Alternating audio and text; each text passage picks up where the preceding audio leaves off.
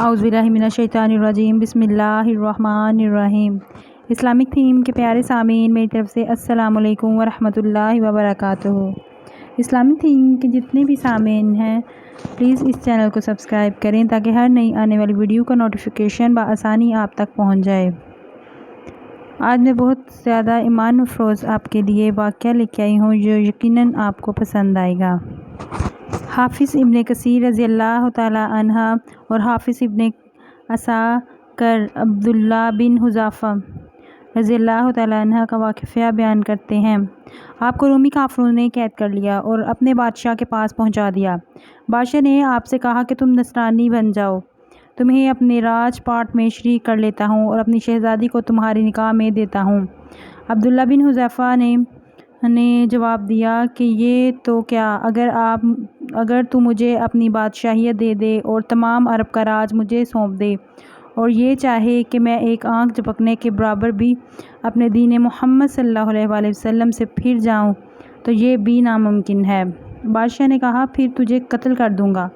عبداللہ بن حذافہ رضی اللہ تعالیٰ عنہ نے جواب دیا کہ ہاں، یہ تجھے اختیار ہے۔ چنانچہ اس وقت بادشاہ نے حکم دیا کہ انہیں صلیب پر چڑھا دیا اور تیر اندازوں نے قریب سے بحکم بادشاہ ان کے ہاتھ، پاؤں اور جسم کو چھیدنا شروع کر دیا۔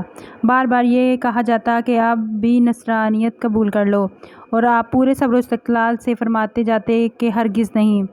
آخر بادشاہ نے حکم دیا کہ اسے سولی سے اتار لو اور پیتل کی بنی ہوئی دیگ خوب تپا کر آگ بنا کر لاؤ۔ چنانچہ وہ پیش ہوئی اور بادشاہ نے ایک اور مسلمان قیدی کی بابت حکم دیا کہ اس میں ڈال دو۔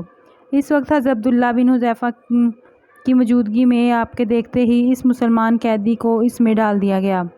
وہ مسکین صحابی اس وقت چرمر ہو کر رہ گئے اور گوشت پوست جل گیا اور ہڈیاں چمکنے لگیں۔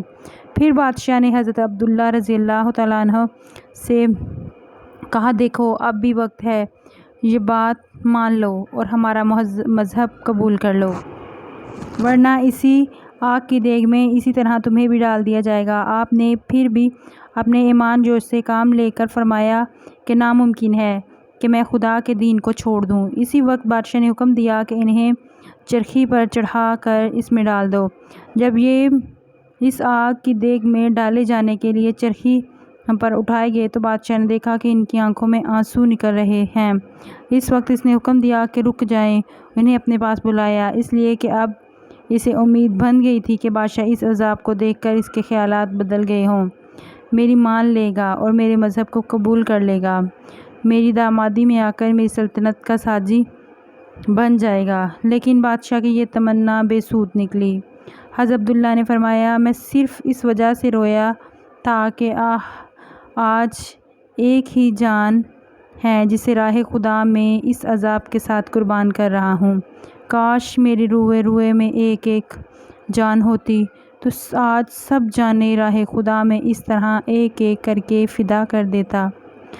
بعض روایت میں ہے کہ آپ کو قید خانے میں رکھا اور کھانا پینا بند کر دیا، کچھ دن کے بعد شراب اور خنزیر کا گوشت بھیجا، لیکن آپ نے اس بھوک پر بھی اس کی طرف سے توجہ نہ فرمائی۔ بادشاہ نے آپ کو بلا بھیجا اور اسے نہ کھانے کا سبب دریافت کیا تو آپ نے جواب دیا کہ اس حالت میں میرے لیے جائز تو ہو گیا ہے، لیکن میں تجھ جیسے دشمن کو اپنے بارے میں خوش ہونے کا موقع بھی نہیں دینا چاہتا۔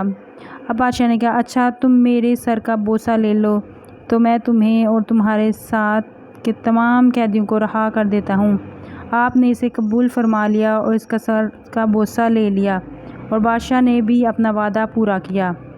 آپ اسی طرح سے اپنے ساتھیوں کو چھڑانے میں کامیاب ہو گئے اور عبداللہ بن حذافہ یہاں سے آزاد ہو کر حضرت عمر فاروق رضی اللہ تعالیٰ عنہ کے پاس پہنچے تو آپ نے انہیں بڑے ادب کے ساتھ منبر رسول پر بٹھایا اور فرمایا عبداللہ رضی اللہ تعالیٰ عنہ اپنا واقعہ ہم کو سناؤ۔ چنانچہ آپ نے شروع کیا تو خلیفۃ المسلمین کی آنکھوں سے آنسو بہنے لگے تو آپ نے فرمایا ہر مسلمان پر حق ہے کہ عبداللہ رضی اللہ تعالیٰ عنہ کی پیشانی چومے اور میں ابتدا کرتا ہوں۔ اور یہ فرما کر پہلے آپ نے ان ان کے سر کا بوسہ لیا اور پھر جمیع مسلمانوں نے بھی ویسا ہی کیا۔ سب نے ان کی پیشانی کا بوسہ لیا اور یوں ان کا ایمان قائم رہا اور انہیں اعلیٰ مقام نصیب ہوا۔ اور اسی طرح ہر مسلمان کو اپنے عقیدے اور ایمان پر قائم رہنا چاہیے۔ آمین۔